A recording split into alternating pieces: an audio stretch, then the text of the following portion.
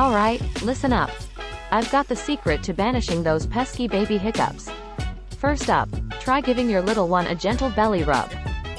Yep, you heard me right, it can work wonders. Next, get creative with their feeding position. Angle them slightly more upright and burp them mid-feed. That extra air removal might just do the trick. If those hiccups are really sticking around, distract your baby with a quick game of peek-a-boo or a soothing lullaby. Sometimes a little change in focus is all it takes. Remember, these tricks won't work every time, but they're worth a shot. Good luck!